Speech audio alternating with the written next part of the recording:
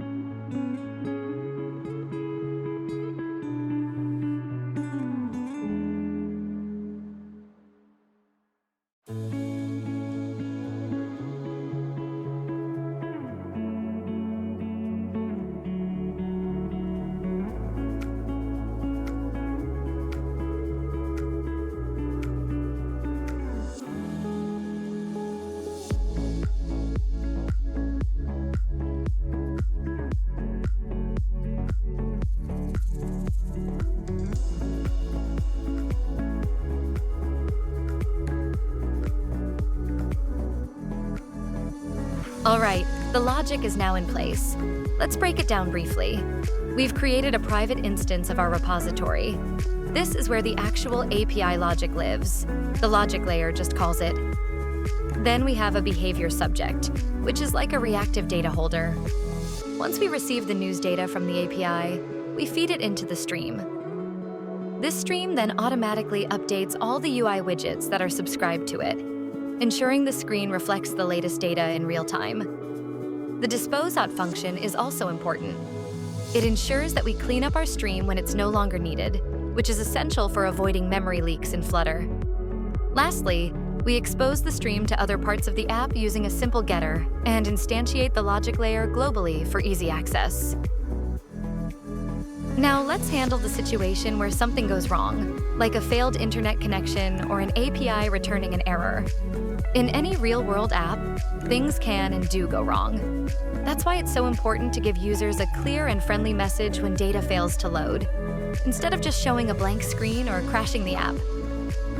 To handle this, we'll create a reusable error widget.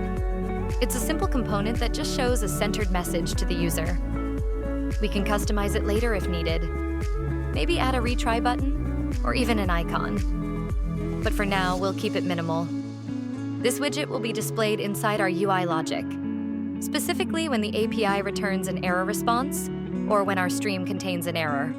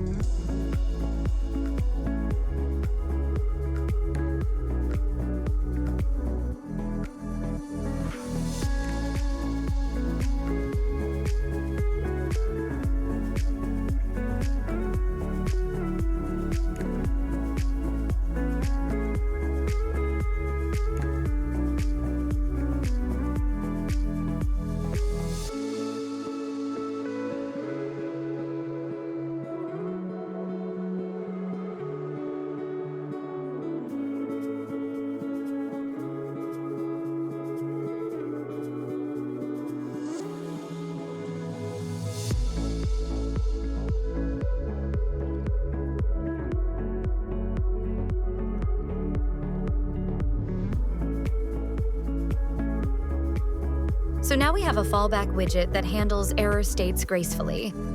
Instead of letting our users wonder what's going on, we'll show this message anytime the data fails to load. For example, if the user is offline, or if the API returns an unexpected error. Later, if we want to make this more dynamic, we can pass in the actual error message or add visuals. But for now, this is a clean and effective way to improve the user experience. Next, we'll improve the user experience by showing a loading indicator while data is being fetched. Anytime we make an API call, there will be a brief moment when the app is waiting for a response. During this time, the screen might be empty or unresponsive, unless we show a clear visual that something is loading in the background.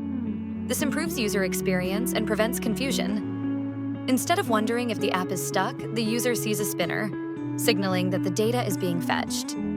So now we'll create a reusable widget that displays a centered loading indicator. In this case, we'll go with a subtle Cupertino-style spinner for a modern, platform-neutral feel.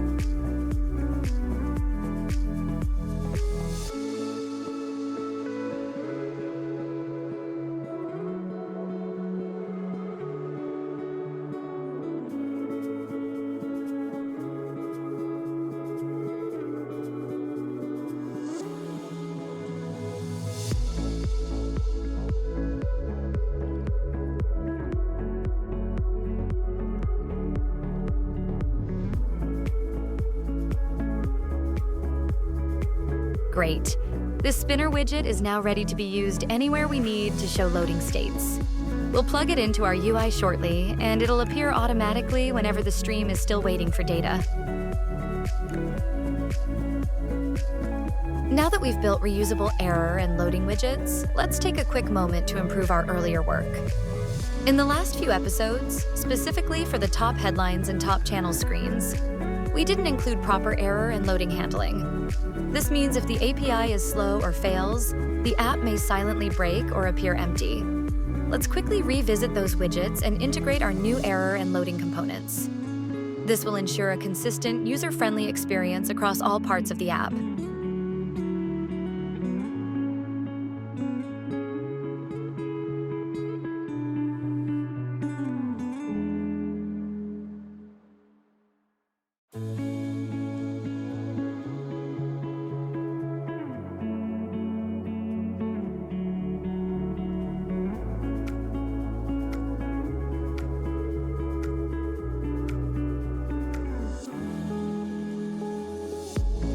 Great. We've now refactored our earlier screens to use the same error and loading handlers. This brings consistency to the user experience and avoids repeated code. Whenever any part of the app is fetching news, the user will now see a friendly loading spinner, or a helpful error message if something goes wrong. Now it's time to create the main widget that will display our news grid, and listen to the live data coming from our logic layer. This widget will be a stateful widget, because we want to trigger our news fetching logic as soon as the widget is initialized. That means the moment this screen is shown, we start loading the data. The heart of this widget will be the StreamBuilder. This is one of Flutter's most powerful widgets when working with reactive data streams. Here's what it does. It listens to a stream. In our case, the stream from our getHotNews logic layer. And whenever new data comes in, or an error or a loading state, it automatically rebuilds the UI based on the current snapshot of the stream. We'll set up this widget to handle 3 possible cases. 1. If the stream is still waiting for data, we'll show the loading spinner. 2. If there's an error, we'll show the error widget we just built. 3. And if we successfully get data, we'll show the news articles in a grid layout. This component brings everything together, connecting the data stream to our dynamic UI.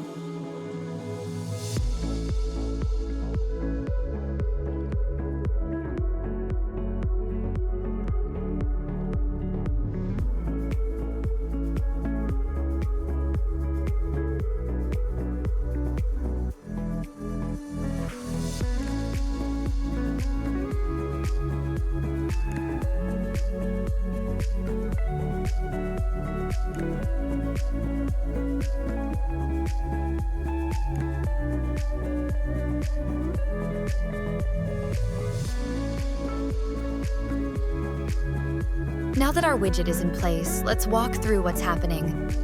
As soon as the screen appears, we trigger the logic layer to start fetching the news data. That ensures the data stream starts flowing as soon as the screen is shown.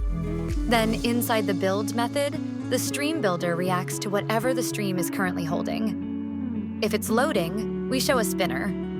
If it fails, we show the error message. And once we receive valid data, we pass it to a helper method that will build our grid layout. This makes our UI reactive, responsive, and easy to manage. No manual set state, no complex logic. Everything is driven by the state of the stream.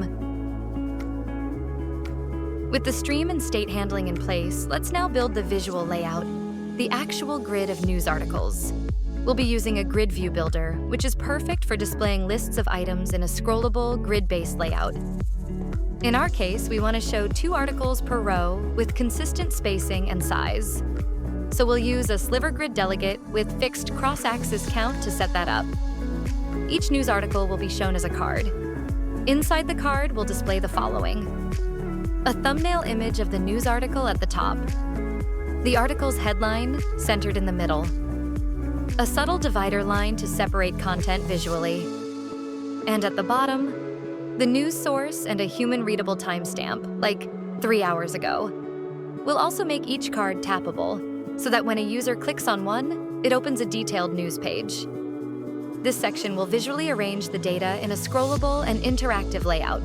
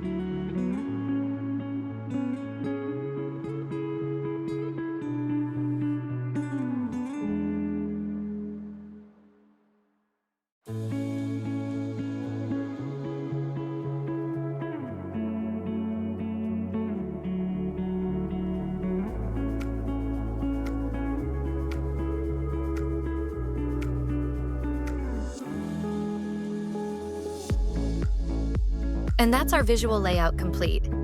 This grid automatically adjusts based on the number of articles. Each card has a clean white background, a soft shadow, and rounded corners, giving it a modern, mobile-friendly feel.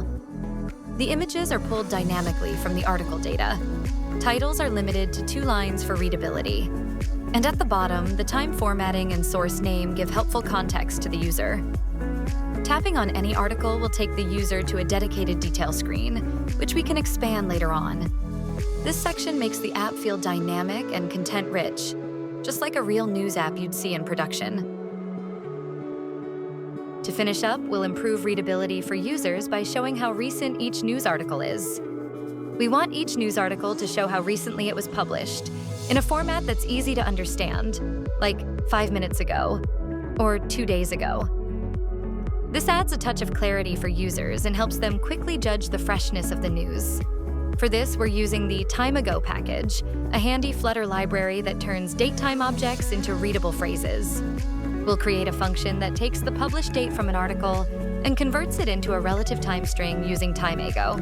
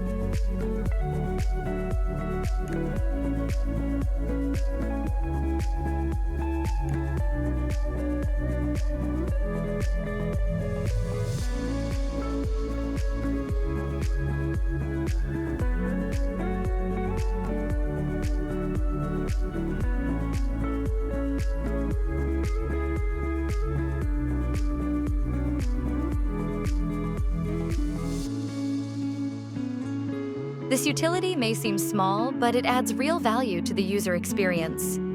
By showing time in a natural, human-readable format, like just now or 4 hours ago, users get instant context without needing to decode timestamps. This little function is used in each article card and will update dynamically based on the date received from the API. And that brings us to the end of this tutorial. Here's what we've built so far. A reusable loading indicator using Cupertino Spinner, a custom error widget for graceful failure handling, a logic layer using RxDart to manage API responses and push real-time updates, a StreamBuilder-powered UI that dynamically reacts to data errors and loading states, a clean 2-column grid layout that displays breaking news articles, and we improved our earlier screens, top headlines, and top channels by adding proper loading and error handling. With these pieces in place, your Flutter News app is now starting to feel modular, robust, and more user-friendly. In upcoming episodes, we'll continue enhancing the app with more features, like full news details, bookmarks, category filters, and search. If this video helped you, don't forget to like, subscribe, and hit the bell icon to get notified of all future tutorials from the Flutter and Dart Academy. Thanks for watching, and I'll see you in the next one.